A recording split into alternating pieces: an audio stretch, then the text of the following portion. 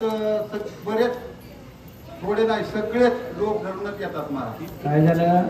सगळे लोक धरून येतात. कुणी रामायण वाचायचा लोक धरून येतात, कुणी रामायण सांगायचा लोक धरून येतात, कुणी रामायण ऐकायचा लोक धरून येतात, कुणी हनुमान प्रसन्न व्हावा म्हणून लोक धरून येतात. प्रत्येकाचा लोक वेगळा वेगळा. सगळेजण लोक धरून त्या ठिकाणी सुद्धा ब्राह्मण म्हणतायत. लोभ धरून परशुरामचंद्राचं मुख बघितलं आणि त्याच्यामध्ये ब्राह्मणाला सुख झालं. पण या ठिकाणी भरत आलेला आहे.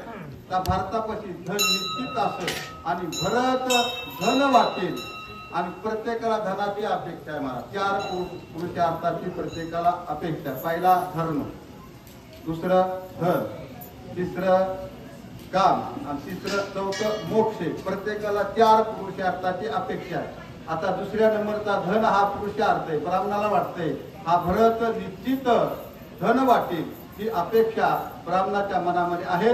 म्हणून सर्व ब्राह्मण भरताच्या जवळ गेलेले अशा प्रकारे.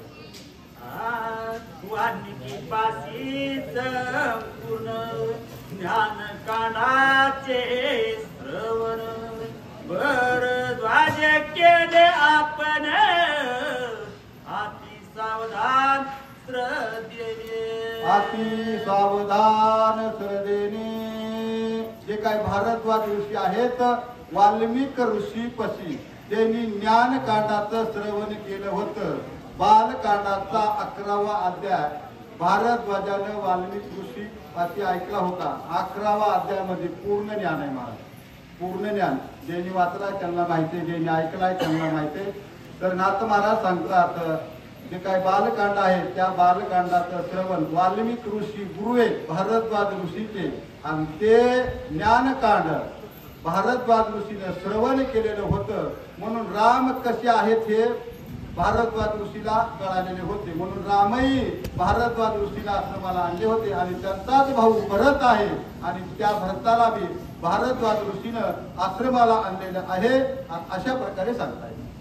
श्रवण निष्पत्ती श्रीराम एके सर्वाभूती या लागी त्यांची श्रीरामी भक्ती भावे श्री रघुपती स्वाश्रमानेला.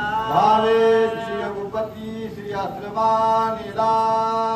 वाल्मिक ऋषीनं ज्ञानकांड सांगितलं होतं आणि ज्ञानातून भारद्वाज ऋषीला राम कळाला होता. माणसाला ज्ञानातून राम कळतो, ध्यानातून राम कळतो, ज्ञानातूनही राम कळतो, ध्यानातूनही राम कळतो.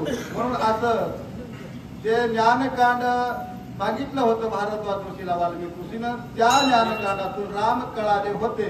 म्हणून भारद्वाज ऋषीनं परशुरामचंद्राला सुद्धा आपल्या आश्रमामध्ये नेलं होतं.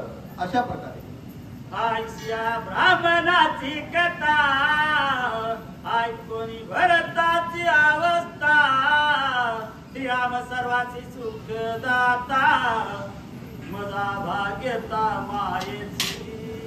असो त्या ठिकाणी अशी भरताची अवस्था ब्राह्मणाची कथा भरतानं ऐकलेली आहे.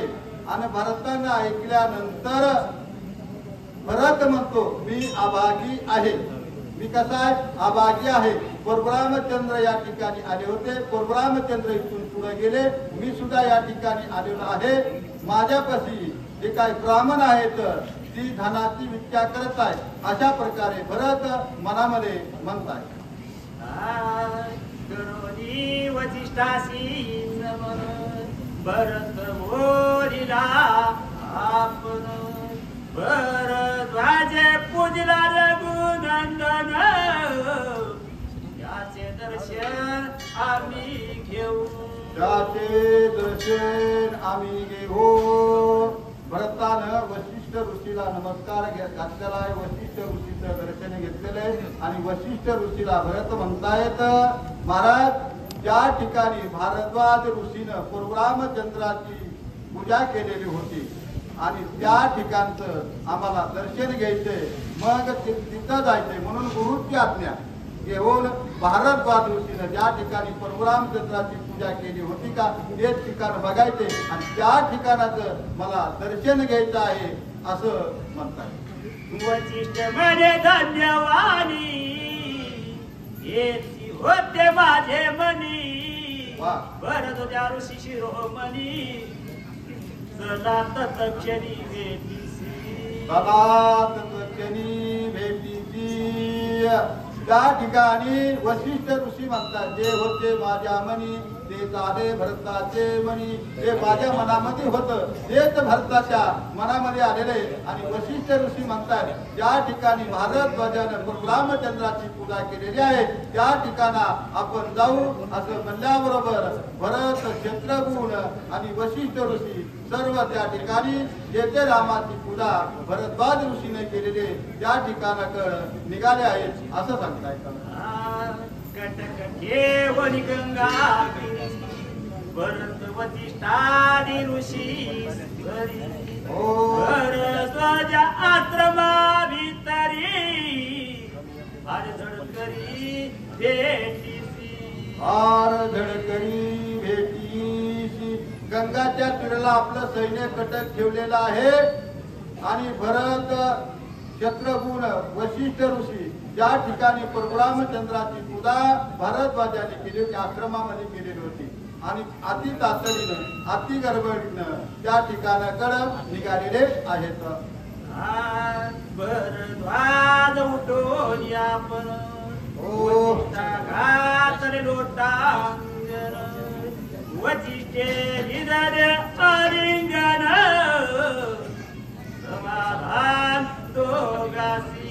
असो त्या आश्रमामध्ये वशिष्ठ ऋषी भरत आलेले लगेच वशिष्ठ त्या ठिकाणी भारद्वाज ऋषी उठलेले आहेत.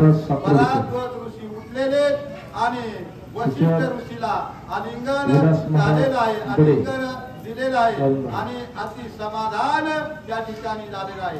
भारद्वाजाचं आणि वशिष्ठ ऋषीचे आलिंगन झालं आणि सर्वाला समाधान झालेलं आहे आनंद झालेला आहे अशा प्रकारे सांगतात.